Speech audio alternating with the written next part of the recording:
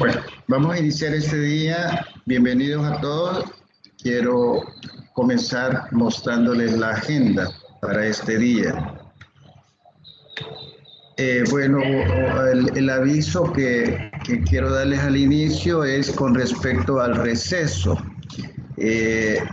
Según el último acuerdo de la universidad, del 21 de diciembre al 8 de enero se detienen las actividades académicas y pues no va a haber que presentar trabajo ni nada de eso. Entonces sería del 21 de diciembre al 8 de enero. Y debido a esa reprogramación, la tutoría 6, que estaba programada para el 2 de enero, pasa para el 9 de enero, que sería la última tutoría. Bueno, entonces recordarles también que en cuanto es posible, hay tutorías de repaso los días martes. En algunas ocasiones yo he llegado muy tarde a la casa y no he podido tener las tutorías de repaso, pero en esos casos, si hay alguna consulta, algún problema, pueden usar el correo. Yo siempre reviso el correo, al menos una vez al día o 2 veces al día. Luego quería ver si tuvieron tiempo de darle una media leída a la unidad 4, que es el contenido que vamos a estudiar este día. Veamos si tuvieron algo de tiempo de leer un poquito de la unidad 4 antes de comenzar a desarrollar el tema. A ver, los escucho.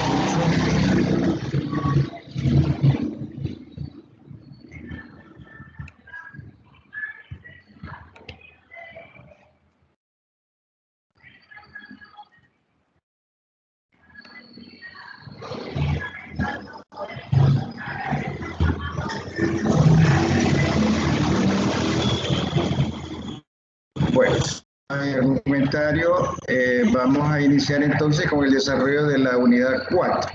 Voy a ir explicando, desarrollando la presentación y por supuesto ustedes pueden participar con sus comentarios, con sus preguntas, porque la idea es que yo vengo a compartir con ustedes algunas ideas sobre este tema y ustedes dirán, ¿verdad? Para la idea de ir mejorando y aprendiendo cada día más. Entonces vamos a iniciar. La unidad 4 nos habla sobre criterios para seleccionar adecuadamente el uso de una técnica y la implementación de un método determinado en una situación de aprendizaje específico de la matemática. Para todas las asignaturas hay que ser cuidadosos a la hora de seleccionar un método, una técnica, pero de manera especial con la matemática. Acuérdese que la matemática, por su rigurosidad, entonces hay que ser cuidadoso y luego más cuidadoso también porque tenemos enfrente un grupo de estudiantes que normalmente ya vienen con prejuicios con respecto a la matemática. Entonces, con mucho cuidado, es de ir borrando esos prejuicios de tal manera que el estudiante vea la matemática como algo atractivo, como algo de utilidad y casi como un juego. Entonces, pero eso depende en gran parte de cómo desarrolle la mediación pedagógica el docente. Bueno, les mencionaba esto porque aquí en la unidad 4 nos habla de criterios. ¿Qué es un criterio? Un criterio es algo en lo cual nos basamos para tomar una decisión. Por lo tanto, los criterios son importantes. ¿Por qué usó esta técnica y por qué no esta otra? A ver, ¿en qué se basó? Esos son los criterios. Bueno, no sé qué les parece el tema, si lo ven muy importante o más o menos. A ver, me gustaría escuchar comentarios. Vale. Permítame, aquí hay una pregunta. Me dicen si no habrá cambio en la fecha de entrega de la tarea. Aquí tengo yo al final de la agenda una fecha. Veamos. Hoy sí van a haber preguntas de tutoría y se tienen que entregar la próxima semana, el 16 de diciembre. Y el 23 de diciembre es la fecha límite para la entrega de la tarea 2. Esas son las únicas fechas que vienen por ahí programadas. Entonces, repito, el 23 de diciembre, justo antes de la Navidad, es la fecha límite de entrega de la tarea 2. Bueno, entonces, a ver, ¿qué les parece el tema? ¿Necesitan ustedes como profesionales tener buenos criterios para elegir el método y las técnicas a aplicar en el desarrollo de una clase de matemáticas? Porque yo lo considero un tema importante. Buenos días, ingeniero. Sí, dígame. Yo considero que sí, que es muy importante, pues, porque si nosotros no tenemos claras cuáles son las técnicas que vamos a aplicar en una clase de matemáticas, vamos a tender a confundir a los estudiantes. Y entonces, pues, al final la idea no es esa, la idea es que ellos entiendan, y si no, ellos no están captando nuestra idea, de nada va a servir que nos estemos matando, explicando una clase, o a la hora de evaluar nos van a salir mal. Sí, tiene razón. Muchas gracias. Interesante. Bueno, entonces continuamos. Ay, disculpen que iniciamos un poquito tarde, pero ha habido aquí una situación medio...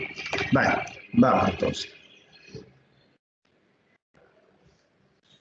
El objetivo general de esta unidad y de este tema es establecer la relación entre las estrategias metodológicas de enseñanza utilizadas por los profesores de matemáticas en la enseñanza-aprendizaje de esta disciplina, con el fin de determinar las más pertinentes y aplicarse en el desarrollo de las diferentes temáticas del programa de estudios de matemática del MINED a un futuro docente en práctica. Entonces, el objetivo general pues es ese, establecer la relación entre las estrategias metodológicas con el fin de determinar las más pertinentes. La pertinencia es importante. La pertinencia quiere decir algo que se ajusta bien a la realidad, que es factible, que contribuye, etcétera, etcétera. Comenzamos entonces. La enseñanza, permítame.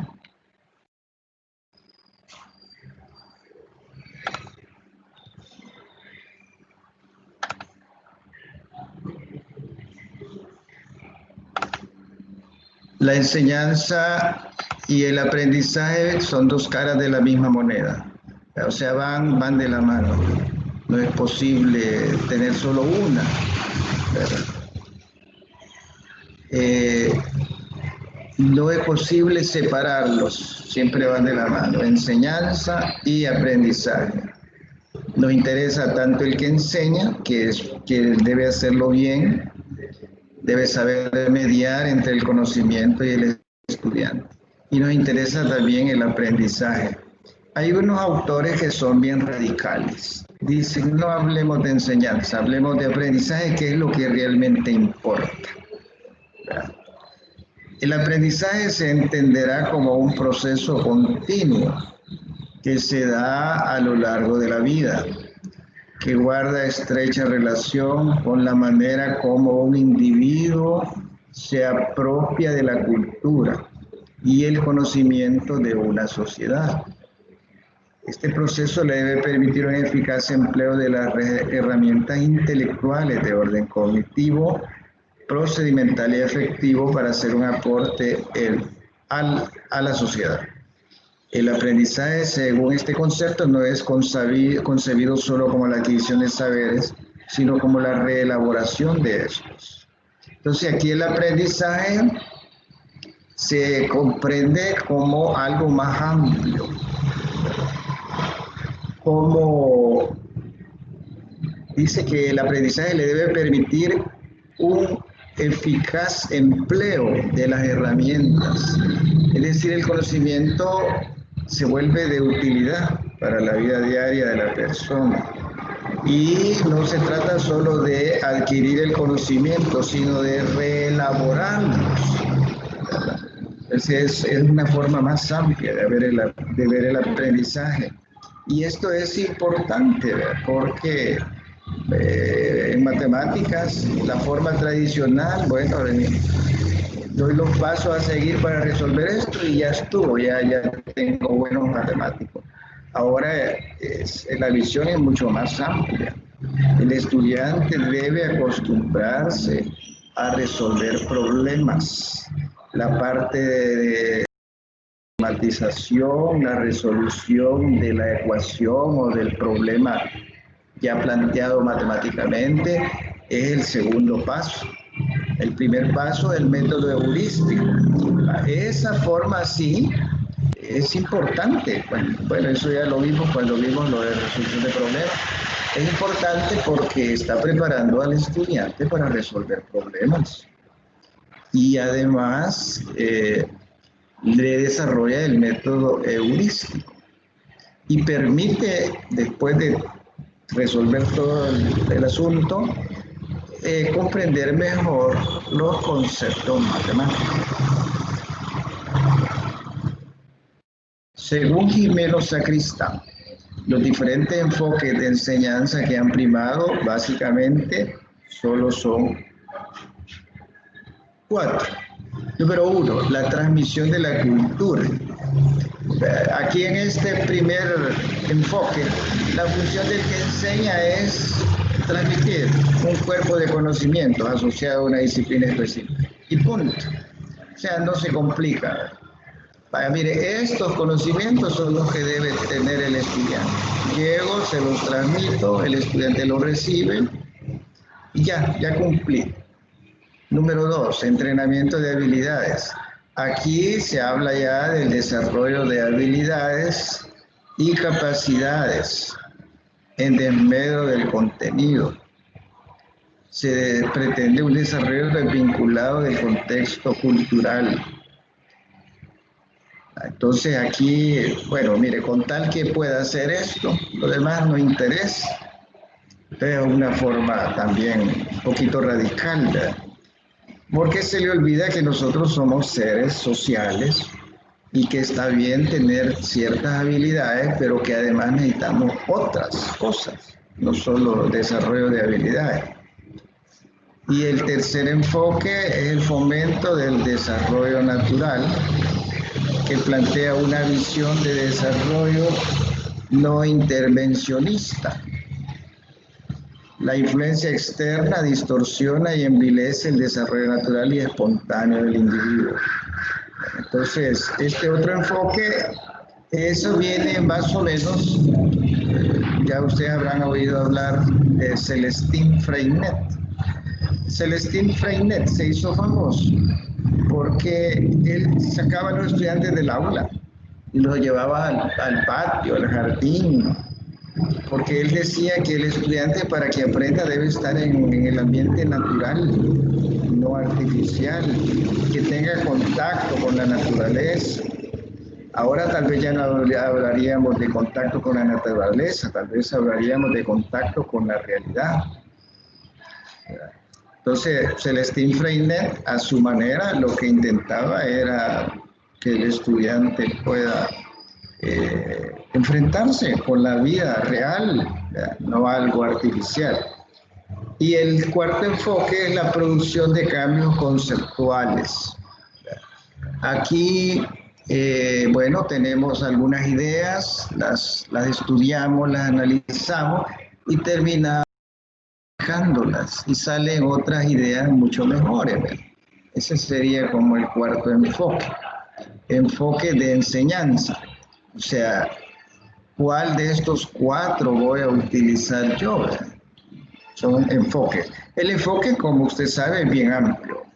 Es la forma como miramos la enseñanza para los que nos vamos a dedicar a enseñar. Tengo estas 4 formas de ver la enseñanza. A partir de los enfoques anteriores es posible decir lo que se va a entender por enseñanza. Veamos la definición que da Pérez Gómez. Bueno, aquí tenemos un par de definiciones. Voy a leer la primera.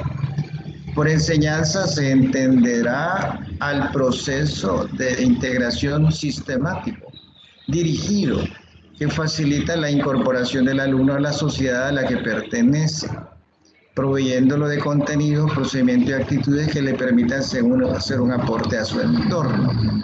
Entonces acá la definición, aunque es breve, pero se ve bastante completa, muy cuidadosa, porque dice primero que la enseñanza es un proceso de integración, porque tiene que integrar una serie de cosas, ¿verdad?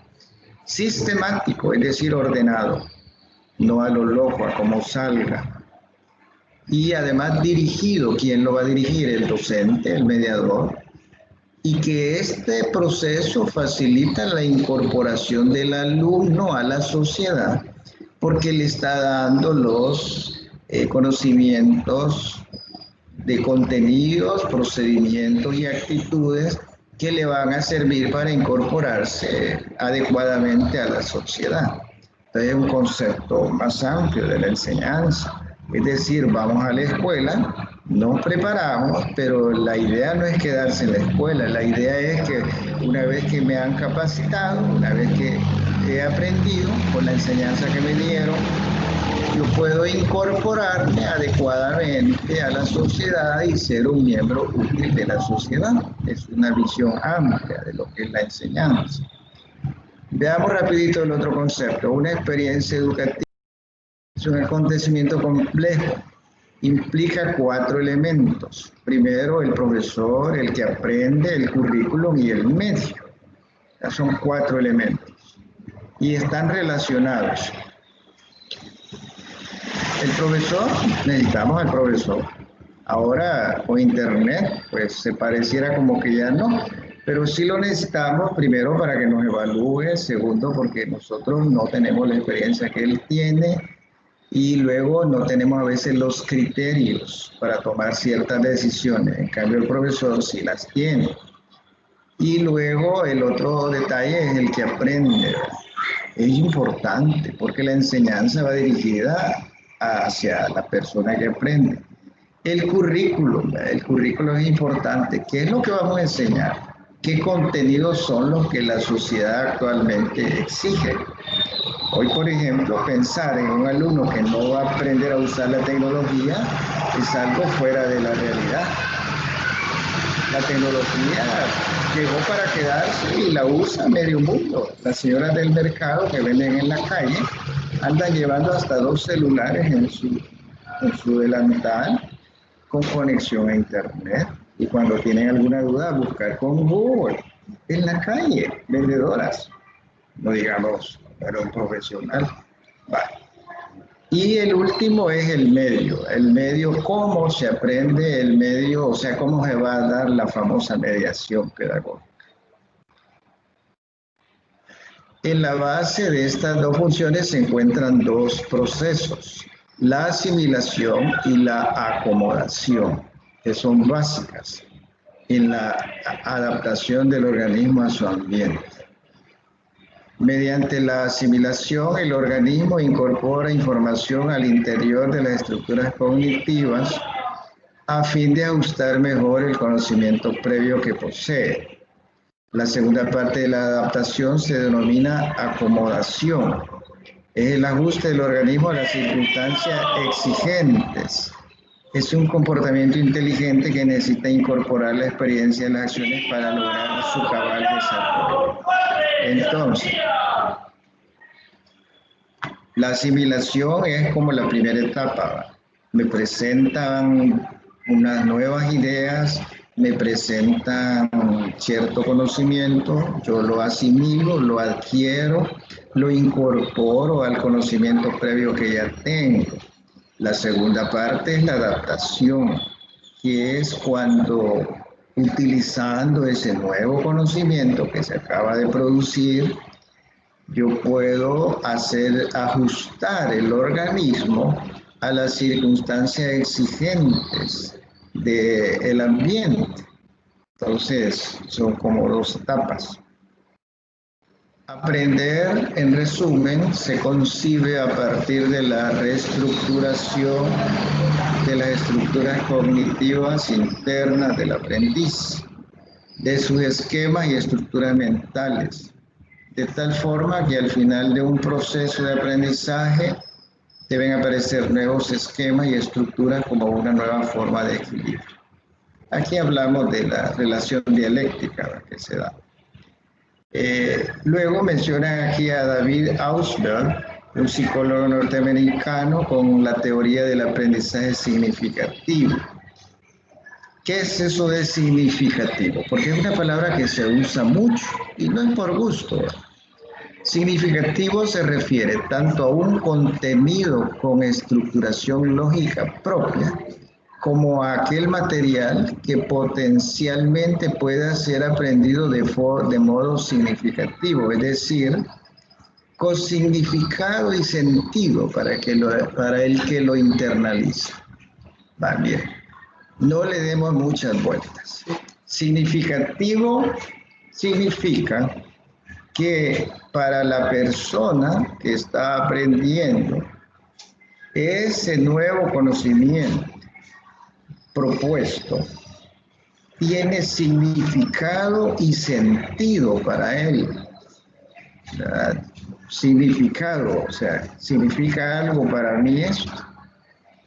Y además tiene sentido, es decir, bueno, esto me va a ser de utilidad, esto me ayuda en tal cosa. O sea, eso le da sentido. El término sentido hay que verlo de forma amplia. Haciendo un paréntesis, porque esto que voy a mencionar solo es para comprender bien la palabra sentido. Hacemos el paréntesis. Hay un psiquiatra europeo, el doctor Viktor Frankl. Una vez le preguntaron que cómo se logra, cómo se consigue la felicidad. Y entonces él dijo que la felicidad no se encuentra directamente. Es decir, uno, si sale a buscar la felicidad todos los días, nunca la va a encontrar, porque la está buscando directamente. La felicidad, dijo, se encuentra de manera indirecta, como un subproducto. Y entonces le dijeron, bueno, explíquenos. Bueno, dijo, es que lo que tenemos que encontrar es algo que le dé sentido a nuestra vida. Cuando encontramos ese algo o alguien que le da sentido a nuestra vida, la felicidad aparece sola. Entonces, cerramos el paréntesis. Te menciono eso porque si la felicidad, que es algo fundamental en la persona humana, depende del si encontramos algo que le dé sentido a nuestra vida. Entonces, retomando ahora lo que dice aquí la diapositiva, que aprender, el término significativo implica esas dos cosas, que yo le encuentro gran significado, o sea, significa mucho para mí ese nuevo conocimiento que me han planteado, pero además le encuentro sentido, es decir, contribuye, me ayuda. Entonces, si yo logro reunir esas dos condiciones, estoy hablando de un aprendizaje significativo. Entonces, el problema, creo yo, que por ahí anda en matemática. Bueno, no es el único problemita, pero sí uno de los problemas principales, que dado el planteamiento que hace el docente, pero no todos los docentes, algunos docentes, el muchacho no le encuentra ni significado a la matemática, ni sentido a la matemática. En otras palabras, él dice, ¿y esto para qué?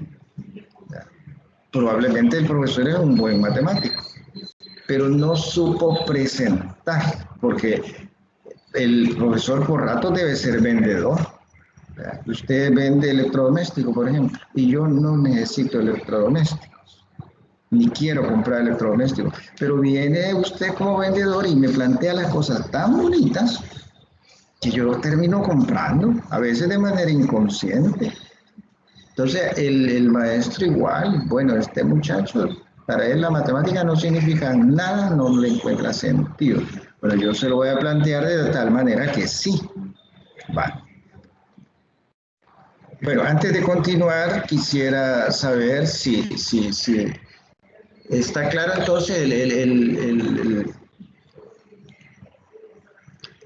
está claro el término significativo. O si es que es importante hacer que la matemática sea un conocimiento significativo para el estudiante, y ya por eso me detuve un momento en la explicación de la palabra. Bueno, entonces continuamos. Vale, muchas gracias. Continuamos entonces. Los conceptos previos que presenta un nivel superior de abstracción, generalización e inclusión son denominados organizadores avanzados, y su principal función es la de establecer un puente entre lo que el alumno ya conoce y lo que necesita conocer. Entonces, esa es la teoría de Ausberg, que es importante. Desde el punto de vista didáctico, el papel del mediador es el de identificar los conceptos básicos de una disciplina dada, organizarlos y jerarquizarlos para que desempeñen su papel de organizadores avanzados. Aquí ya estamos hablando de el papel que desempeña el mediador, en este caso el docente. Tiene que identificar los conceptos básicos, organizarlos y jerarquizarlos para ser ya organizadores avanzados. La enseñanza desde el punto de vista del método puede presentar dos posibilidades compatibles. Primero se puede presentar el contenido y los organizadores avanzados que se van a aprender. Eso Ausberg le llama aprendizaje receptivo. Esa es la primera. La segunda es, se puede permitir que el aprendiz descubra e integre lo que ha de ser asimilado. En este caso se denomina aprendizaje por descubrimiento. Entonces, la primera forma es que el maestro le presenta todo al estudiante. Y la otra es generar condiciones o diseñar actividades que le permitan a él descubrir, aprender, lo que él llama aprendizaje por descubrimiento. Pues, y entonces usted puede decir, bueno, ¿y yo cuál voy a usar?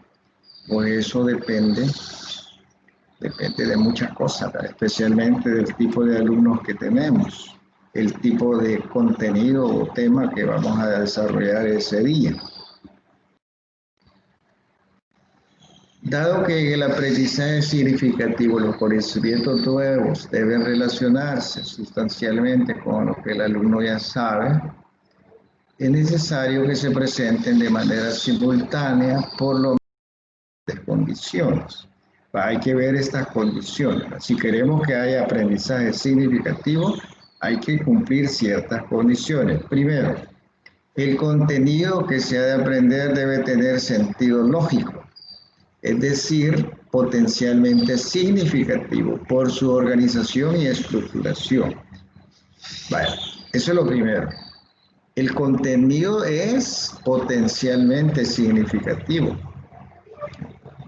¿Por qué? ¿A qué refiere eso de potencialmente significativo?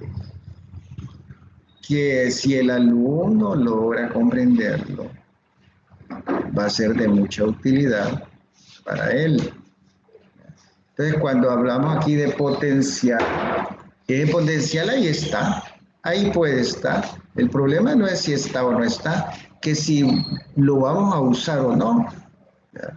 Eso es como un niño que nace. Potencialmente es una gran persona, que si después los padres de familia lo descuidan, lo abandonan, etcétera, etcétera, y termina siendo un delincuente, no es porque no tenía potencial, sino porque ese potencial no se supo aprovechar. La sociedad no contribuyó a eso, los padres de familia tampoco, y el niño que ahora es adulto tampoco. Ese potencial se desperdició. ¿Cuántas cosas útiles podría haber hecho en la sociedad esta persona? Entonces aquí cuando hablamos de que esa es la primera condición, usted como matemático dice, esto es importante, esto es potencialmente significativo, entonces tengo yo que sabérselo presentar al estudiante para que comprenda que realmente tiene un potencial enorme. Número 2, el contenido debe articularse con sentido psicológico en la estructura cognitiva del aprendiz mediante su anclaje en los conceptos previos. Es decir, aquí ya viene la habilidad del docente, ¿va? Saber presentar ese nuevo conocimiento de tal manera que el estudiante lo encuentre de utilidad y decida incorporarlo a los conocimientos previos. Pero eso es personal. El profesor lo único que puede hacer es presentar las cosas, presentar las condiciones, presentar las actividades, pero quien va a tomar esa decisión y encontrarle la utilidad y el sentido al conocimiento presentado es el estudiante. Y el tercero dice, el estudiante debe tener deseo de aprender, voluntad de saber, es decir, una actitud positiva hacia el aprendizaje, ¿verdad?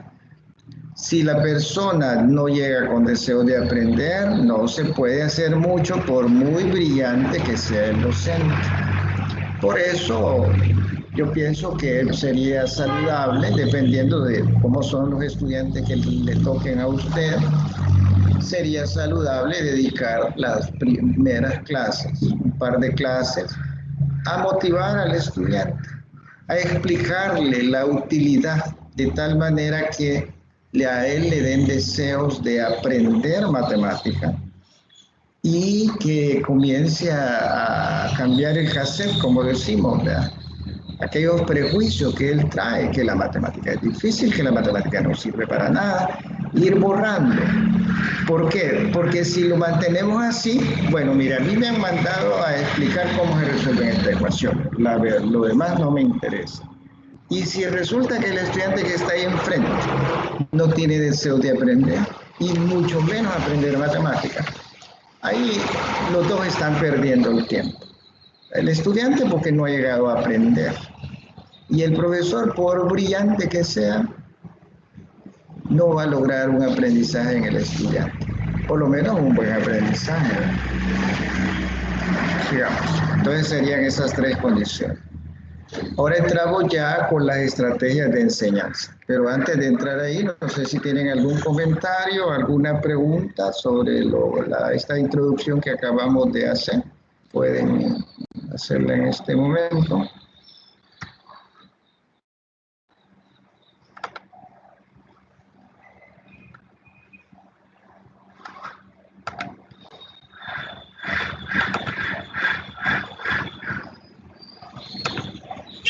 Bueno, comenzamos entonces con las estrategias. El aprender a aprender no se refiere al aprendizaje directo de contenidos, sino al aprendizaje de habilidades con las cuales aprender contenidos. Entonces, aquí es lo primero que hay que tener claro. ¿Por qué decimos eso? Porque el estudiante tiene que aprender a buscar, seleccionar, analizar críticamente. Ahora con Internet nos hemos dado cuenta de la utilidad del aprender a aprender. Usted entra a Internet y encuentra una cantidad increíble de información sobre un tema. Y entonces usted a veces hasta se asusta, dice, bueno, ¿y de todo esto? ¿Qué es lo que yo realmente voy a ocupar? O de todas estas 100 opciones, ¿cuál es la mejor? Entonces, por eso necesitamos aprender a aprender. La mediación del profesor parece ser lo fundamental del proceso de enseñanza. La mediación en este caso tiene el sentido de acercar al alumno al conocimiento a través de estrategias que le permitan a éste sentir que lo aprendido es significativo y que está adquiriendo una serie de habilidades que no solo podrá aplicar en una situación específica, sino a lo largo de toda su vida. Vaya, mira aquí, suave, suave, como decimos los alboreños, le dicen a usted, ¿para qué sirven las estrategias de enseñanza? Las estrategias de enseñanza dice que son aplicadas por el mediador, que en este caso es el docente, le permiten al estudiante sentir que lo aprendido es significativo y que está adquiriendo una serie de habilidades que le van a servir no solo en la escuela para pasar el examen, sino para toda la vida. Entonces, en eso consiste la mediación. Por eso el docente tiene que ser muy cuidadoso y con gran habilidad. Sigamos. El papel del profesor como mediador no es un papel ausente, lejano del proceso de aprendizaje, al contrario, es fundamental y sobre todo activo. ¿Por qué es activo? Porque el docente determina el qué enseñar y el cómo enseñar. O sea, genera las condiciones, determina las actividades o elige las actividades que va a desarrollar, la estrategia que va a hacer. Entonces, por eso es importante el docente, porque el conocimiento ahí está, pero ¿cómo se lo va a llegar al estudiante? ¿Cuál es la forma más adecuada para que el estudiante le encuentre sentido? La conclusión parece clara, la intensidad y calidad con que el adulto realiza el traspaso del control de los procedimientos de aprendizaje al niño condicionará sus posibilidades de interiorización. O sea, la forma como yo docente, yo mediador, le presento el conocimiento al niño, al estudiante, eso va a condicionar o determinar las posibilidades de cómo él va a asumir ese conocimiento, cómo lo va a integrar junto con los conocimientos previos que ya tiene. En la cotidianeidad parecen convivir a lo menos 3 estilos de enseñanza en nuestras aulas. Veamos, dice que hay 3 estilos ahorita. Veamos el primero. El primero, enseñar a los alumnos a seguir instrucciones al pie de la letra. Estamos hablando de memoria, ¿verdad? Como el clásico método del profesor de matemáticas. Llega, resuelve un ejercicio dando los pasos a seguir y luego les pide al alumno que haga lo mismo con otros 3 ejercicios y que aplique bien los pasos. Entonces, si no aplica bien los pasos, no lo va a resolver. Y entonces eso está haciendo alusión a memorizar los pasos y saber aplicarlos. Ese es el primer. El segundo, un segundo estilo de enseñanza tiene que ver con una mayor promoción de la participación del alumno en su proceso. Aquí el profesor intenta que el alumno conozca y utilice de forma adecuada los procedimientos. Aquí el alumno alcanza el conocer, la comprensión y la aplicación. Aquí ya va un poquito más avanzado. Y luego un tercer estilo es aquel en el cual el profesor procura ser un agente mediador activo, desarrollando en el alumno las habilidades que le permitan a este reflexionar sobre lo que hay que hacer. Hay que hacerlo y por qué, antes y durante y después de realizar la tarea. Este tercer estilo de enseñanza es un poco más profundo, diría yo, porque se trata de hacerle caer en la cuenta al estudiante que la utilidad de lo que ha aprendido, ¿ya? Y que no fue por gusto, que esto tiene que ver con la realidad que le toca vivir allá afuera de la escuela, etcétera, etcétera. Entonces, alguien muy radical puede decir, bueno, mire, ¿y cuál de los tres es mejor? Pero, ¿cómo le hacemos? La verdad es que por eso en el título de la diapositiva dice, eh, parecen convivir, es decir, van revueltos. Porque, por ejemplo, si agarramos el libro Mate, lo que plantea el libro Mate es un problemita. Hay que aplicar el método heurístico. Vale. Pero una vez que ya lo aplicaron y ya vieron por dónde va la cosa, lo que hay es un planteamiento matemático. En ese planteamiento matemático ya están definidos los pasos de cómo resolver. Por ejemplo, si logramos plantear una ecuación, bueno, todo el mundo ya sabe los pasos para resolver una ecuación. Si se planteó un integral, bueno, ya sabemos cómo resolver un integral, una función, etc.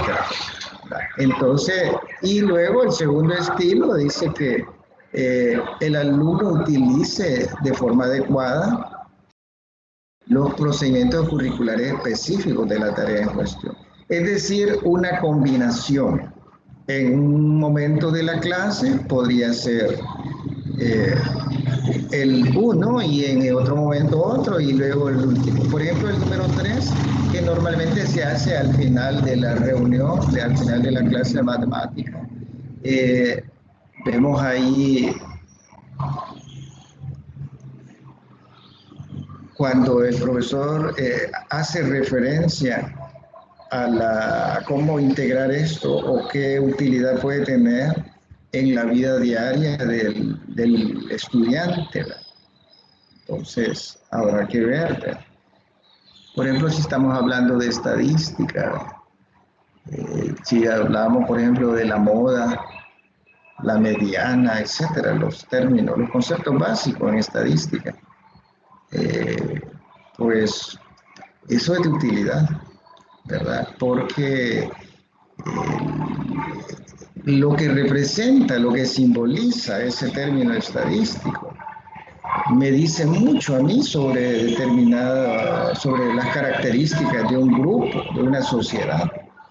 Entonces, si el estudiante lo ve así, pues va a decir, no me queda otra más que aprender estadística, porque ya vi que me va a ser de utilidad. Entonces, hay como una combinación. Para aprender, el sujeto moviliza diversos procesos cognitivos, procesos que están relacionados con la memoria, la codificación y la recuperación de la información. Las estrategias de aprendizaje son los mecanismos de control de que dispone el sujeto para dirigir sus modos de procesar la información y facilitan la adquisición del almacenamiento y la recuperación de ella. Las estrategias de aprendizaje se pueden entender como un conjunto organizado, consciente e intencionado de lo que hace el aprendiz para lograr con eficacia un objetivo de aprendizaje en un contexto social dado. Vale, esta última definición, revisémosla, está bien clarita.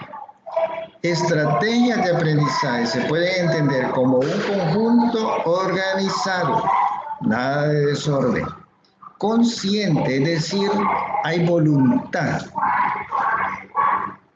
de aprender y además intencionado, ¿verdad? Intencionado quiere decir que por algo, pues, ¿verdad? No es que se va a hacer solo por hacer, es que se pretende algo, ¿vale? ¿Y todo eso para qué? Para lograr un objetivo de aprendizaje en un contexto social. Eso es realmente la estrategia de aprendizaje. Repito esas tres palabras que son clave. Primero, conjunto organizado. Nada de desorden. Consciente. Yo quiero aprender. Yo quiero hacerlo. Y además intencionado. Pretende algo, busca algo. No es solo hacer por hacer. Va. Las estrategias de aprendizaje, según el autor Monereo y Castelló. Vale, aquí veamos las características. Número 1, dice, son capacidades, aptitudes o competencias mentales que se desarrollan con el ejercicio, que se aprenden y que se pueden enseñar. Número 2, tienen una orientación hacia una meta identificable. Número 3, en sí conforman una articulación de procesos. Es decir, no es un proceso aislado, sino que articulan o encadenan, asocian una serie de procesos. Número 4, implican utilizar selectivamente los recursos y capacidades disponibles. Sin tal variedad de recursos no es posible la actuación estratégica. Número 5, son dinámicas, flexibles y modificables en función de los objetivos del proceso. No es camisa de fuerza, no es algo rígido, sino que son dinámicas, son flexibles, es decir, y además modificables. Su puesta en marcha sería en principio no automática, sino controlada, lo que comportaría metacognición, o sea, conocimiento de los procesos cognitivos. Vale. Ahora, antes de entrar con las tendencias actuales en la enseñanza, no sé si tienen alguna pregunta, algún comentario que hacer sobre la parte introductoria que acabamos de revisar.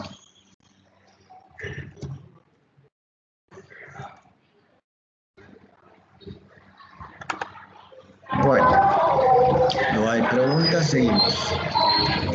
Veamos ahora las tendencias actuales en la enseñanza de la matemática. Vamos a ver qué nos dice. En la actualidad,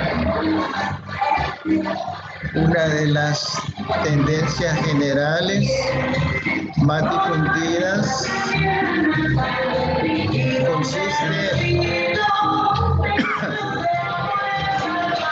consiste en el hincapié en la transmisión de los procesos de pensamiento propios de la matemática, más bien que en la mera transferencia de contenido. Vale. Esto es importante, lo voy a leer otra vez.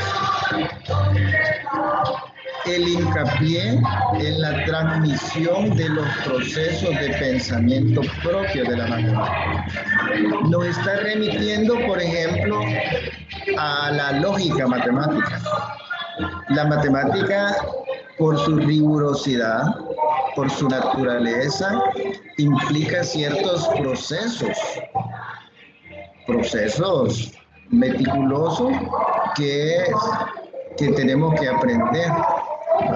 Entonces, ahora ya no se trata solo de transferir contenidos. Que es una ecuación, ya aprendió a resolverla, ya estuvo. No, se trata de ir hacia algo más profundo. Esos procesos de pensamiento que son propios de la matemática, que hace referencia a las competencias matemáticas que dice el currículo, por ejemplo, comunicación en lenguaje matemáticas, razonamiento lógico, matemático, etcétera, etcétera. Esos son los procesos propios de la matemática, que son los que realmente tenemos que aprender. No solo transferir. La enseñanza con el énfasis en la resolución de problemas es actualmente el método más utilizado para llevar a cabo el principio general del aprendizaje activo. Lo que en el fondo se persigue es transmitir una manera de enfrentar los problemas reales de la vida, haciendo uso de la sistematicidad y el rigor que pueden entregar las matemáticas. Entonces, básicamente esas son las dos tendencias actuales. Veamos esta segunda. Dice que ahorita el énfasis está en la resolución de problemas. ¿Por qué? Porque afuera, en la vida real, va a tener que resolver problemas todos los días. A veces problemitas, a veces problemotas, a veces problemas que se resuelven rapidito, otros que se tardan un montón. Entonces el estudiante lo estamos preparando hacia eso, usando el método heurístico. Pero también tiene otra ventaja, que si usamos ese método, dada su naturaleza y el proceso que implica, el estudiante de esa forma logra comprender mejor los conceptos matemáticos, que son abstractos. Entonces eso y los comprende bien, porque una cosa es resolver mecánicamente una ecuación y otra cosa es comprender, bueno, pero realmente, ¿qué es una ecuación? ¿De dónde salió esta ecuación? Es decir, ir mucho más allá. Eso se logra a través de la resolución del problema. La tendencia actual de la matemática está dada por los dominios cognitivos señalados como prioritarios por la IEA. Vale. Estos dominios cognitivos es lo mismo que en el currículum oficial de matemática le llaman competencias matemáticas. Aquí en El Salvador define el Ministerio de Educación el término competencia como una capacidad para enfrentarse con garantía de éxito a un problema dado. Entonces, pero estamos hablando de capacidad. O sea, si yo quiero desarrollar esa competencia, lo que realmente quiero que desarrolle es una capacidad que en términos generales dice que esa capacidad va a servir para enfrentarse con garantía de éxito. No enfrentarse para perder el caso, enfrentarse con garantía de éxito a un problema que la realidad le presente a la persona. Y el Ministerio de Educación define de una vez las competencias matemáticas. Vaya, ahora, en este documento no le llaman competencias matemáticas, le llaman dominios cognitivos, pero es básicamente lo mismo. Eso solo para que nos ubiquemos. Veamos cuáles son los dominios cognitivos según esta institución. Número 1, conocimiento de hechos y procedimientos. Se deben manejar contenidos matemáticos, es decir, el alumno debe aprender matemáticas. El estudiante debe lograr eficacia y precisión en el uso de procedimientos y herramientas de cálculo. Este es el primer dominio cognitivo. Conocer los hechos y procedimientos, es decir, ¿qué es un integral, por ejemplo? ¿Y cómo se resuelve? Pero cuando digo qué es, estoy remitiéndome a la parte abstracta. Porque un integral, ¿qué es? Un concepto abstracto que se puede aplicar en esto, en esto, en esto. Sí, pero en el fondo, eso es como el número 4. El 4 en sí, ¿qué es? Nada, es un concepto abstracto. Pero si yo lo aplico aquí, mire, 4 manzanas, 4 carros, 4 esto, 4 lo otro, deja de ser por un momento abstracto, se vuelve concreto. Entonces, esa es la primera competencia o el primer dominio cognitivo, como le llaman acá. El segundo, utilización de conceptos. Los conceptos son esenciales para el desarrollo de la comprensión matemática. Le permiten al estudiante ir tejiendo redes que traerán como consecuencia una visión sistémica y no episódica de la matemática. Entonces aquí, si queremos utilizar los conceptos, el paso previo es comprender bien el concepto matemático. Una vez ya comprendiéndolos, podemos utilizarlos de la mejor manera posible. El problema es que hay que llegar a comprender esos conceptos matemáticos. Y en eso se supone que el método de resolución de problemas contribuye enormemente. Ese es el segundo dominio cognitivo. No solo tener los conceptos matemáticos que de por sí son abstractos, sino además saber utilizarlos, saber relacionarlos. Eso es importante, porque esa ya es otra capacidad, pues, de alto nivel. Vale, otro dominio cognitivo, la resolución de problemas habituales. Un estudiante debe reconocer que las matemáticas son un logro de la humanidad. Este trabajo es responsabilidad del profesor y de la familia. Vale, entonces, la resolución de problemas no pasa solo porque el alumno aprenda a resolver problemas concretos, sino por el desarrollo de la habilidad de resolver problemas específicos. que requieran un mayor conocimiento matemático, que permitirán al alumno mejorar su capacidad de abstracción y razonamiento. Esta última parte es importante. Dice que no se trata de que el alumno aprenda a resolver problemas concretos, sino que además se trata de que adquiera la habilidad de resolver problemas específicos. Eso es importante porque en la vida real a él le va a tocar que estar resolviendo problemas. No hay dinero en la casa, ese ya es un problema que hay que resolver. ¿Cómo lo va a resolver? Está enfermo el niño, ¿quién lo va a llevar al hospital? ¿De dónde va a salir el dinero para comprar la medicina? Ese es otro problema. Hay tantos problemitas, sencillos, grandes, inmensos, de todo tipo. Entonces, lo que tenemos que hacer a través del método de resolver problemas es desarrollar esa habilidad en el estudiante. Porque al meterlo en esos líos, el estudiante poco a poco va a ir comprendiendo algunos conceptos matemáticos y a través de esa comprensión él va a mejorar.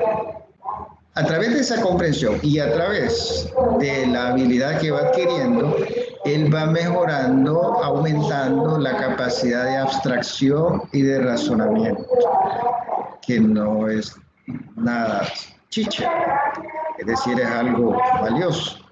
Bueno, vamos con el otro dominio cognitivo, razonamiento. El razonamiento matemático implica la capacidad de pensamiento lógico y sistemático. Bien, dice, implica la capacidad de pensamiento lógico y sistemático. Incluye el razonamiento intuitivo e inductivo, basado en patrones y regularidades que se pueden utilizar para llegar a soluciones para problemas no habituales. Estos problemas plantean al estudiante exigencias cognitivas que superan lo que necesita para resolver problemas habituales. Entonces, ese es el otro dominio cognitivo que tenemos que conseguir, el razonamiento matemático, que implica capacidad de pensamiento lógico y sistemático, que incluye también el razonamiento intuitivo o inductivo. Entonces, ya aquí le menciona de que esa capacidad de razonamiento, si se lograra desarrollar,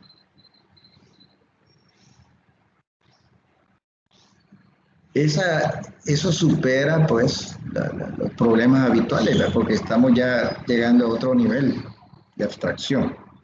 Sigamos. Comunicación con lenguaje matemático. Esa competencia sí coincide con lo que dice el currículum oficial de El Salvador, ¿verdad? Los símbolos y notaciones matemáticos tienen un significado preciso, diferente al utilizado como lenguaje natural. Entonces,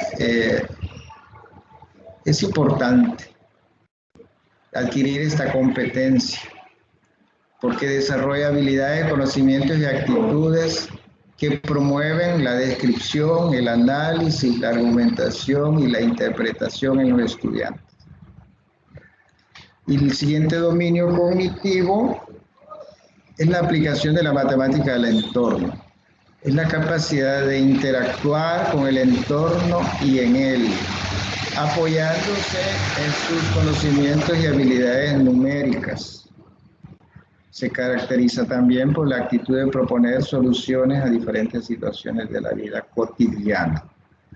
Su desarrollo implica el fomento de la creatividad, evitando así el uso excesivo de métodos basados en la repetición.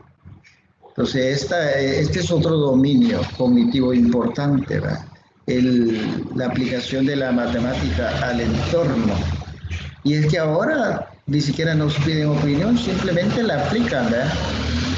El ejemplo clásico, los noticieros, cuando comienzan a darle un montón de datos estadísticos a la gente, y no se preguntan, bueno, y la gente que nos escucha, que ve la noticia, tendrá nociones básicas de estadística.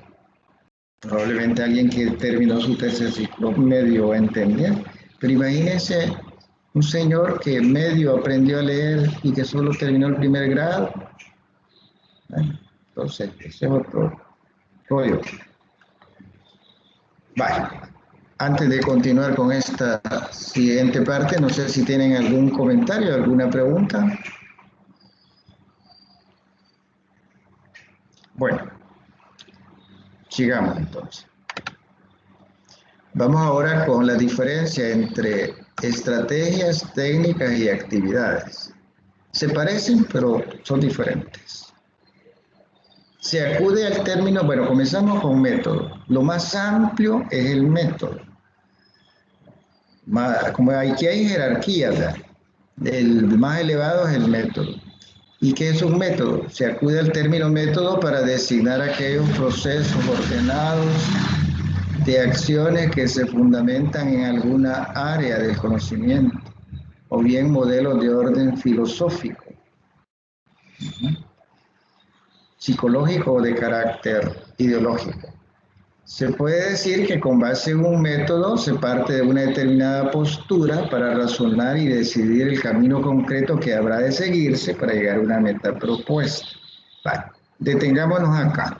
Estamos hablando de método.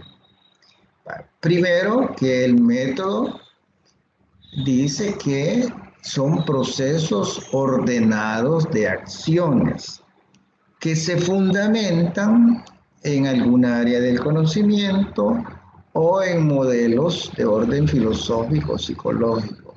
Es decir, como decimos los salvadoreños, no nos lo hemos sacado de la manga de la camisa, tiene un fundamento. Y basado en ese método, se parte de una determinada postura para razonar y decidir el camino concreto. O sea, si yo me voy a basar en este método, eso de alguna forma me condiciona, me determina cuál va a ser mi posición a la hora de razonar. Y me va a incidir, determinar a la hora de decidir el camino que voy a seguir para llegar a una meta propuesta. Es decir, la influencia, la incidencia del método es grande. Por eso decimos que está arriba, en la jerarquía es el nivel máximo, método. Y por ser método, pues es amplio. Vale. Luego viene la estrategia, que ya está abajo. Entonces, la estrategia es primeramente una guía de acción, en el sentido de que la orienta en la obtención de cierto resultado. Clarísimo, guía de acción. Guía de acción. Hay una guía a seguir, pero una guía que no es solo de puras ideas, es guía de acción. ¿Qué es lo que vamos a hacer? Eso lo dice la estrategia. La estrategia da sentido y coordinación a todo lo que se hace para llegar a la meta. Mientras se pone en práctica la estrategia, todas las acciones tienen un sentido, una orientación.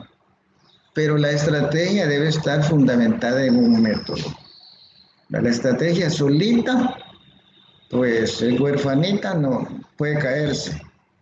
Pero si está fundamentada en un método, la estrategia es poderosa. Y no nos compliquemos. ¿Qué es una estrategia? Una guía de acción. Es como un manualito que me va diciendo lo que tengo que hacer.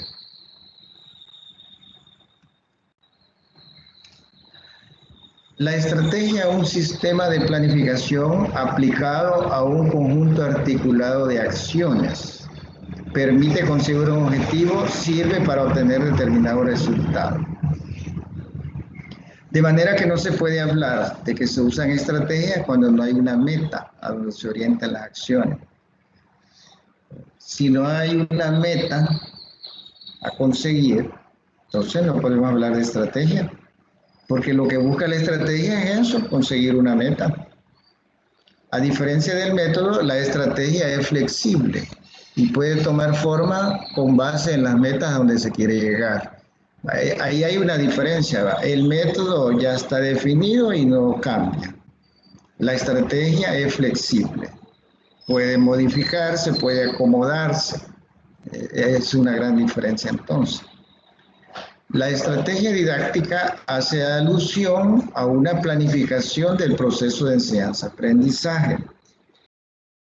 Lo anterior lleva implícito una gama de decisiones que el profesor debe tomar de manera consciente y reflexiva con relación a las técnicas y actividades que puede utilizar para llegar a las metas de su curso. Entonces ya la estrategia, el concepto general aplicado en la parte educativa, ahí hace alusión a una planificación del proceso. Entonces, como la estrategia en general es una guía de acciones, entonces cuando hablamos de estrategia didáctica significa que tiene que ver con las decisiones que el profesor debe tomar de manera consciente y reflexiva con respecto a las técnicas y actividades.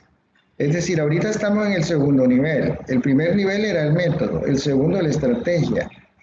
Pero más abajo de la estrategia están las técnicas y actividades. Entonces, la estrategia didáctica es, como es una guía de acciones, en el campo educativo hace referencia a que el profesor, basado en esa estrategia, va a elegir, a decidir cuáles técnicas y actividades va a realizar.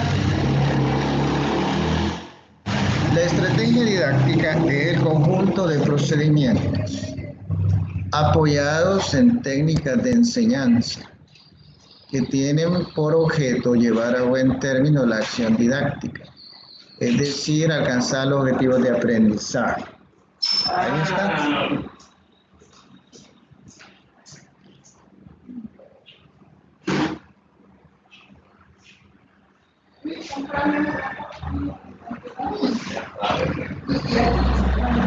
Alcanzar los objetivos de aprendizaje. Entonces, nos quedamos hasta acá. Repito el concepto de estrategia, antes de meternos ya con el siguiente concepto. Es el conjunto de procedimientos apoyados en técnicas de enseñanza que tienen por objeto llevar a buen término la acción didáctica, es decir, alcanzar los objetivos de aprendizaje. Entonces, estrategias son procedimientos. Y esos procedimientos se van a desarrollar apoyados en técnicas. Siguiente concepto. O sea, estamos ya en el tercer nivel. Entonces, veamos ahora lo que es una técnica didáctica. Técnica es también un procedimiento lógico y con fundamento psicológico destinado a orientar el aprendizaje del alumno. Lo puntual de la técnica es que ésta incide en un sector específico o en una fase del curso o tema que se imparte. La técnica didáctica es el recurso particular de que se vale el docente para llevar a efecto los propósitos planeados desde la estrategia. Es decir, la estrategia es una guía de acciones. Entonces, la diferencia con respecto a la técnica es que la técnica es como más específica. Incide solo en una parte de todo. No es tan amplia. ¿Ya? Digamos, la estrategia me dice que hay que hacer esto, esto y esto.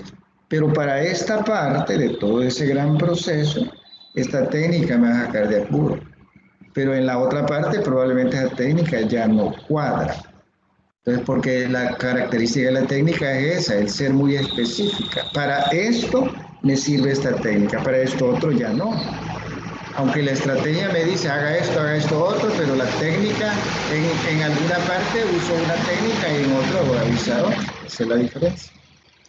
En su aplicación, la estrategia puede hacer uso de una serie de técnicas para conseguir los objetivos que persigue. La técnica se limita más bien a la orientación del aprendizaje en áreas delimitadas del curso. mientras que la estrategia abarca aspectos más generales del curso o de un proceso de formación completo. En otras palabras, la técnica es más puntual. Para esto específicamente la voy a usar. Para otro tal vez ya no cuadra, no funciona. Y la estrategia es la misma, sigue funcionando porque es un poquito más amplia. Vale, entonces, revisemos método, después está la estrategia y luego la técnica. Dentro del proceso de una técnica puede haber diferentes actividades necesarias para la consecución de los resultados pretendidos por la técnica. Estas actividades son aún más parciales y específicas que la técnica. Pueden variar según el tipo de técnica o el tipo de grupo. Las actividades pueden ser aisladas y estar definidas por la necesidad de aprendizaje del grupo. O sea, la técnica que de por sí es puntual sirve solo para una parte del proceso. Todavía se subdivide en actividades. Actividad ya es lo concreto. Vaya, miren, ya en concreto, ¿qué voy a poner a hacer a los estudiantes? Esas son las actividades. Pero una actividad que no salió así nomás. Detrás de la actividad está la técnica. Y esa técnica depende de la estrategia y la estrategia depende del método. O sea, van asociadas. Aquí hay como un cuadro resumen de lo que es la estrategia, lo que son las técnicas y lo que son las actividades. Por arriba de todo esto está el método. Entonces, la estrategia, guía de acción. Las técnicas están por abajo de la estrategia y van asociadas a determinada área o determinada parte del proceso. Y las actividades es ya lo concreto. ¿Qué en concreto vamos a hacer? Y aquí hay algunos ejemplos. ¿Verdad? Una estrategia didáctica es el aprendizaje colaborativo. Y si vamos a usar esa estrategia, las técnicas sugeridas pueden ser el método de caso, el método de proyecto, debate, etc. Y ejemplos de actividades, búsqueda, análisis, síntesis de información, discusiones en grupo. O sea, van relacionadas.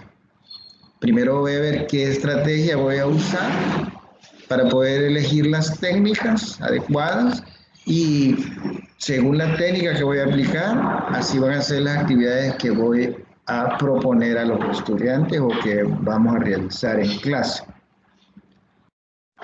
Vaya, ¿hay alguna pregunta? ¿Quedó claro entonces? La diferencia es que esto es fundamental. Que me gustaría escucharla. ¿Estamos claros? Dígame. Dígame. Sí, le escucho, don Jaime. Entonces se puede decir de que las técnicas, las actividades están incluidas en un método. Ya, pues sí, como hablamos de jerarquía, ¿verdad? Hablamos de jerarquía. Es como una familia. Digamos, está el abuelito, que es el fundador de la familia, después viene el papá, después los hijos, los nietos, todo va relacionado, uno depende del otro. Aquí igual, las actividades. Sí, o sea, el método necesita de una estrategia. Y la estrategia para poder ejecutarse necesita técnicas. Pero esa técnica se basa en actividades concretas. La técnica funciona si las actividades se realizaron bien y se eligieron bien. Así funciona esto, todo va como relacionado. Entonces... Ok. Muchas gracias, ingeniero. Hoy sí bueno, por nada. Bueno, sigamos entonces. Ahora vamos con el modelo del rediseño y las estrategias didácticas. El modelo educativo a donde se orienta el proceso del rediseño de la práctica docente en el sistema educativo determina el tipo de estrategia y técnicas didácticas que pueden ser utilizadas como recurso para lograr sus fines. Por ejemplo, dice, la reforma de los programas de estudio de matemática del MINED está orientado a un reenfoque de resolución de problemas. Entonces, esto había que tomarlo en cuenta, ¿verdad? Porque hay diferentes enfoques.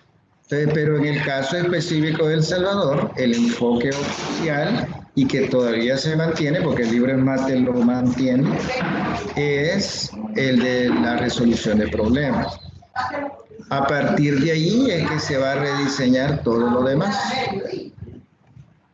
Se espera que con relación al alumno, las estrategias y técnicas didácticas, aquí ya vemos al caso del estudiante. Vale. Tenemos las estrategias, ya elegimos las técnicas didácticas. Vale.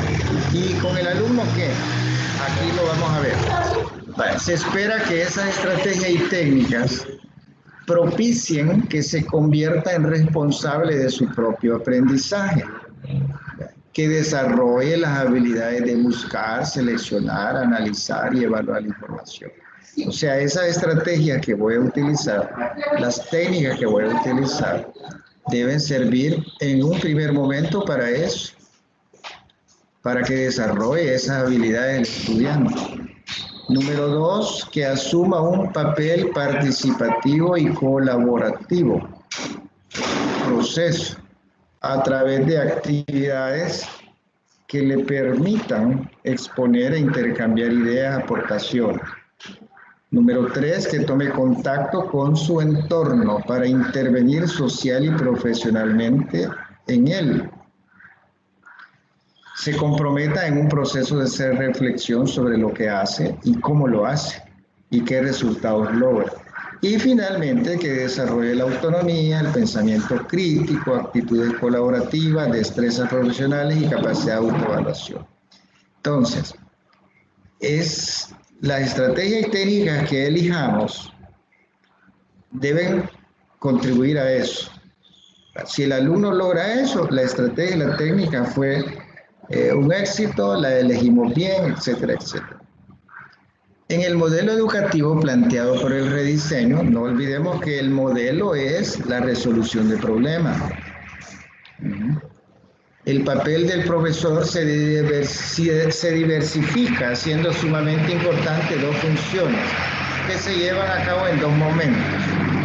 En un primer momento, planear y diseñar las experiencias y actividades necesarias para la adquisición de los aprendizajes previstos, así como definir los espacios y recursos adecuados. Lo anterior se relaciona con el conocimiento y aplicación adecuada de criterios para la selección. Aquí estamos hablando como de la parte de planificación, ¿verdad? Bueno, yo necesito desarrollar este tema como docente, pero lo que quiero es que mis alumnos, mis estudiantes aprendan bien. Entonces, basado en el enfoque oficial, que es la resolución de problemas, voy a elegir las estrategias, las técnicas y las actividades, ¿verdad? Esa es en un primer momento. No se trata de llegar a improvisar. Se trata de qué tema y cuál es el enfoque oficial. Entonces, pues aquí habla de rediseño, es porque antes era otro enfoque. Entonces, ahora el rediseño implica que, basado en este nuevo enfoque, bueno, que no es ni tan nuevo, porque la reforma creo que salió a finales del siglo pasado. Vale. Y ahora vamos a entrar al segundo momento, que es ya la acción, ¿verdad? Facilitar, guiar, motivar y ayudar a los alumnos durante su proceso de aprendizaje y conducir permanentemente el curso hacia los objetivos propuestos. Esto último asociado con el adecuado dominio de la estrategia y técnicas en el momento de su aplicación en el aula y su seguimiento. Aquí ya estamos hablando de la ejecución, sin olvidar que todo eso que vamos a hacer pretende una sola cosa: lograr los objetivos. En este caso, los objetivos que da el currículo oficial, ¿verdad? Se pretende que el alumno consiga tales y tales competencias, tales y tales habilidades. Ese objetivo no debemos olvidar. Y el oficio del maestro es facilitar, guiar, motivar y ayudar durante todo ese proceso y conducirlo de tal manera que se logre ese objetivo. Entonces son como dos momentos. Y en todo momento, tanto en el primero como en el segundo, no olvidar el enfoque. El modelo de rediseño. El modelo educativo que promueve el proceso de rediseño de la práctica docente plantea dos cambios fundamentales. El primero es el desarrollo intencional y programado de habilidades, actitudes y valores. Para ello es necesario incorporarlos como objeto de aprendizaje en el curso y diseñar los procesos para desarrollarlos y evaluarlos. Entonces, el primero es el desarrollo intencional y programado de habilidades, actitudes y valores. Por eso, ahora el método de resolución de problemas y la aplicación del método heurístico para resolver ese problema es porque lo que se busca es el cambio intencional de habilidades, actitudes y valores. Que vea el estudiante la utilidad de la matemática, que aprenda a razonar lógicamente, etcétera, etcétera. Aquí tenemos un cuadro resumen. Cambio planteado en el nuevo modelo educativo. Desarrollar de manera y programada habilidades, actitudes y valores, que es lo que acabo de mencionar. Y para ¿qué es lo que hay que integrar al curso? Actividades de aprendizaje que fortalezcan esa adquisición de habilidades, actitudes y valores. Es decir, hay tantas actividades que podemos hacer, pero ¿cuáles voy a elegir? Aquellas que favorezcan la adquisición de esas habilidades, actitudes y valores. Cambio importante en el modelo educativo. Cambio en la orientación del proceso. Dice, convertir el proceso de uno centrado en la enseñanza a uno centrado en el aprendizaje individual y colaborativo. Entonces, ya el enfoque ya no es tanto en la enseñanza, sino centrado en lo que realmente el alumno aprendió al finalizar la clase. Convertir el proceso de uno centrado en el profesor a uno centrado en el alumno. No es que el profesor no sea importante dentro del proceso, lo que pasa es que el profesor es un profesional. Académicamente anda bien, tiene la experiencia, entonces la preocupación no es él ya es un profesional, la preocupación es el estudiante. Primero porque estamos formando al nuevo miembro de la sociedad que cuando sea adulto se va a incorporar y queremos que se incorpore de manera productiva, pues que sea un miembro útil. Para ello necesita llevar o adquirir ciertas competencias, especialmente en el área de matemática. Entonces, ¿qué tenemos que desarrollar? Una plataforma didáctica que enfatice los aspectos como el razonamiento, el autoaprendizaje, etcétera, etcétera. Aquí volvemos a los dominios cognitivos que mencionábamos al principio, que en el currículum oficial se llama competencia. ¿Y en qué se va a apoyar? Apoyándose en las estrategias y técnicas didácticas. ¿Cuáles? Aquí le menciona algunas. El método de casos, el aprendizaje basado en problemas, el método de proyectos. Entonces, probablemente hay algunas estrategias y técnicas que antes se usaban que hoy hemos dejado de usarlas porque el enfoque ha cambiado. Entonces, por eso se habla de rediseño. Miren, vamos a dejar de enseñar así y vamos a enseñar de esta otra forma, porque entonces se trata de ir cambiando un montón de cosas, es lo que le llaman el rediseño.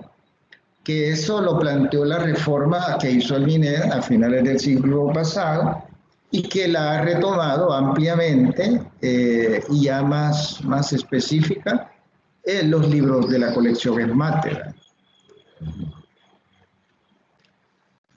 Para lograr lo anterior es necesario que los profesores desarrollen las habilidades requeridas por la nueva relación con el alumno y por tanto es importante un cambio en la concepción del proceso de enseñanza-aprendizaje. Uno de los principales objetivos de rediseño es el aprendizaje amplio y profundo de los conocimientos, las estrategias y técnicas didácticas. Esas deben ser los vehículos para lograrlo. Una característica más del modelo de rediseño radica en el uso de una variedad de procesos didácticos que permitan el desarrollo de las habilidades, actitudes y valores. Mientras más variado sea, pues con mayor facilidad. Y esto de variar las actividades o los procesos didácticos es necesario. Primero, para que el estudiante no se aburra, porque si no dice, otra vez lo mismo. Segundo, porque tenemos diferentes estilos de aprendizaje, diferentes tipos de personalidad. A algunos les va a cuadrar esta actividad, a otros probablemente no. Por eso es que yo tengo que variar para tratar de abarcar casi el 100% de los diferentes estilos, porque no tengo un grupito homogéneo.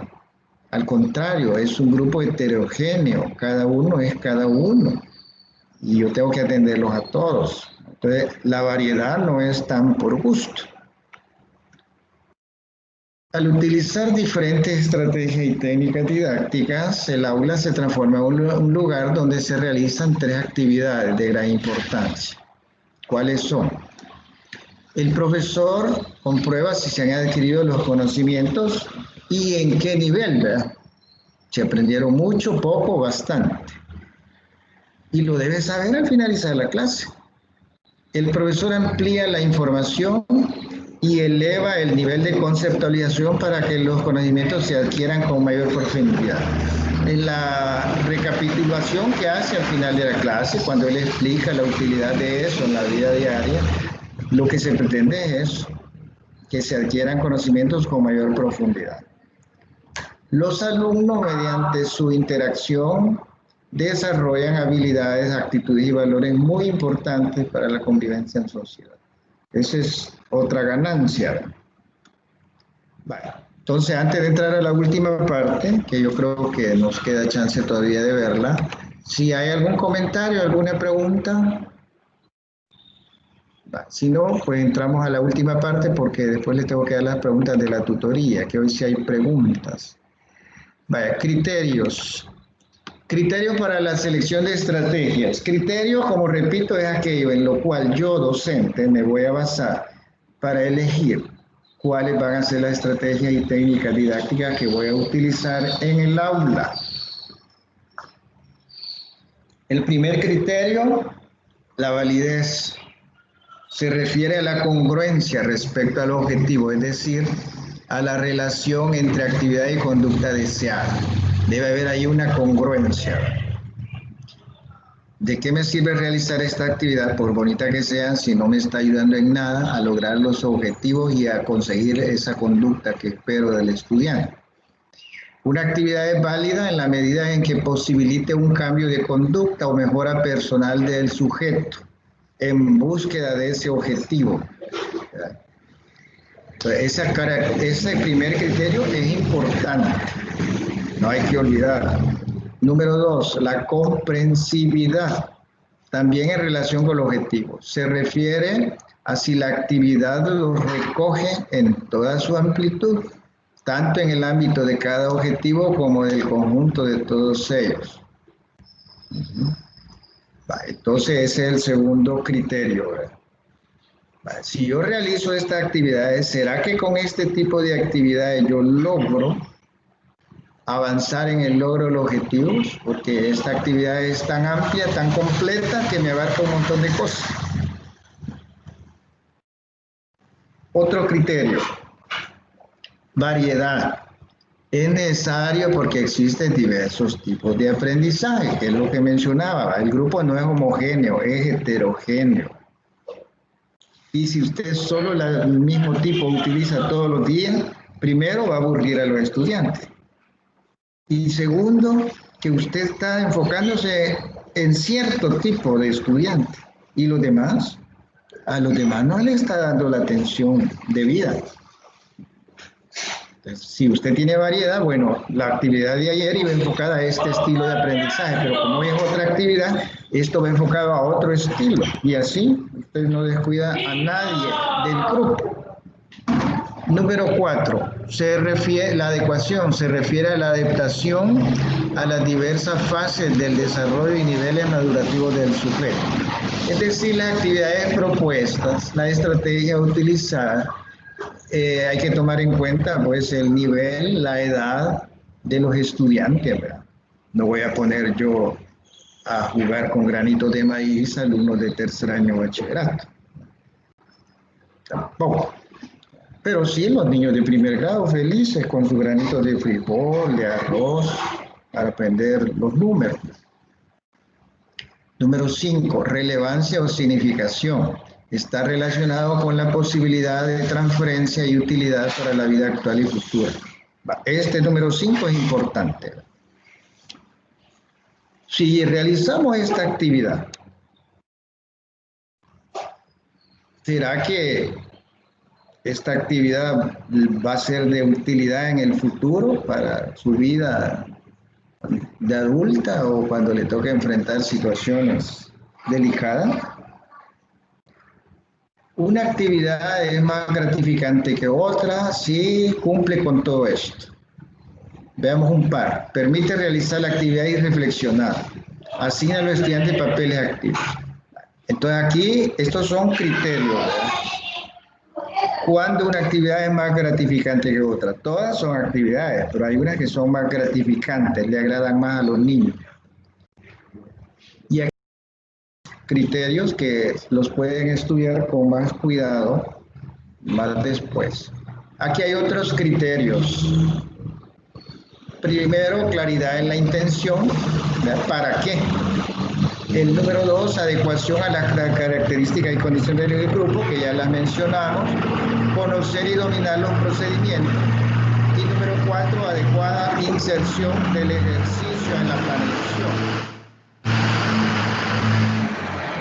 Y finalmente entramos en la última parte de documentar o diseñar una técnica didáctica.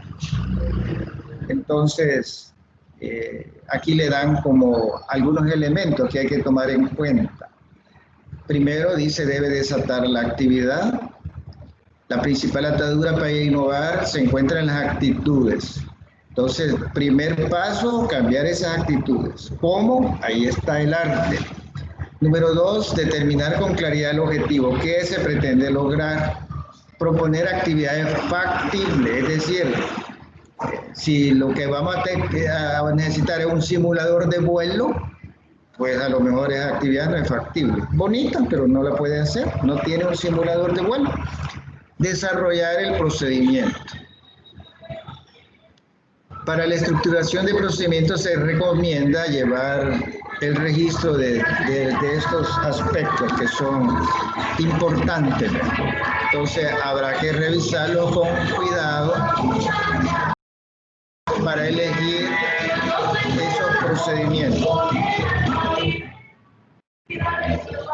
Ahí hay varios aspectos que hay que tomar en cuenta a la hora de elegir los procedimientos que se van a realizar o el tipo de actividades que se van a realizar. Y luego acá viene en qué momento se va a aplicar. Buenos días, pase. Dígame. Ahí ponte hello. Ahí pasa. Entonces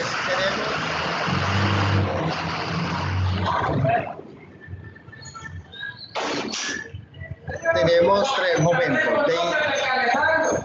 Bueno, mucho gusto.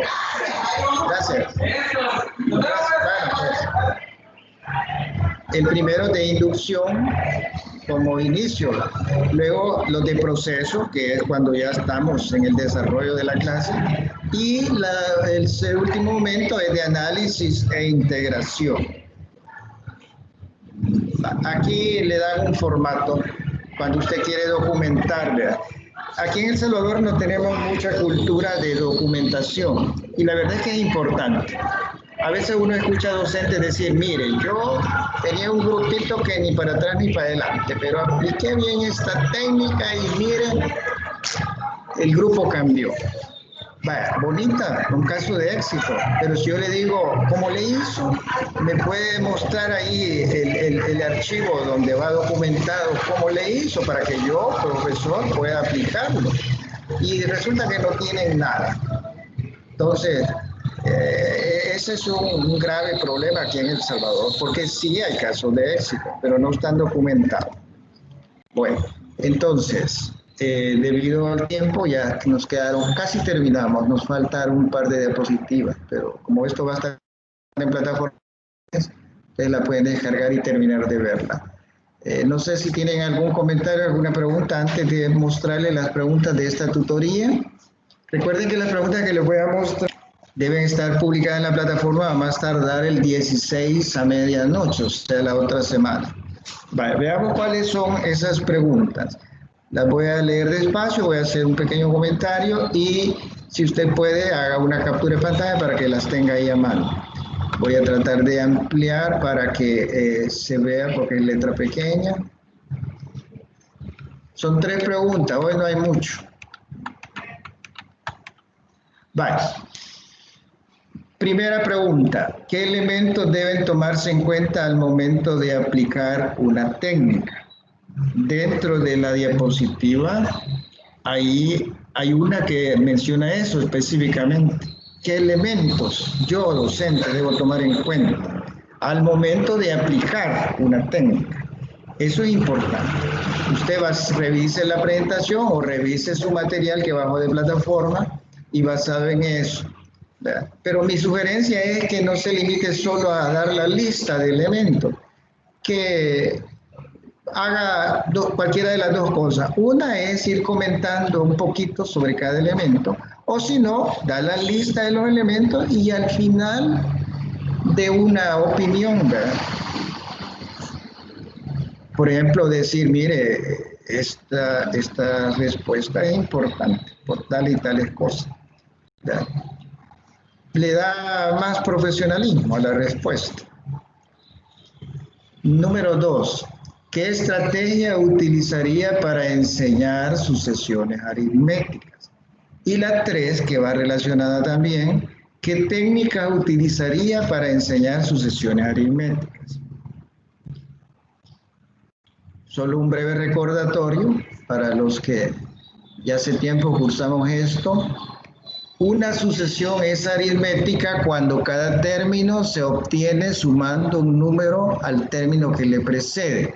Este número se denomina diferencia y se denota por una D de dedo. Y aquí está simbólicamente, ¿verdad? El primer elemento de la serie es el A1, le sumamos la D, se convierte en A2, después en A3, A4 y así. Es una sucesión, por eso se llama sucesión aritmética, porque es sencilla. Ahora, la pregunta, hoy que ya refrescamos ese concepto, la pregunta 2 y la 3, la 2 dice, ¿qué estrategia usted como docente utilizaría para enseñar ese tema específico? No cualquier tema, aquí ya le dicen cuál es el tema. Hay una variedad de estrategias. La pregunta es, de todo ese montonazo de estrategias, ¿cuál? Sería bueno que además de mencionarla, cuál estrategia usaría, explicara brevemente por qué. ¿Por qué eligió esa? Sería interesante saber por qué la eligió. Y la número 3 dice, ¿qué técnica utilizaría para enseñar sucesiones aritméticas? Igual, no basta con decir, mire, yo tal técnica voy a utilizar. Agregue por ahí en breves palabras el por qué eligió eso. Sería interesantísimo saber por qué eligió eso. Porque si usted me dice por qué, yo voy a saber qué criterios utilizó. Ya las diapositivas que acabamos de ver pues dan una serie de ideas con respecto a eso. Así que esas serían las preguntas.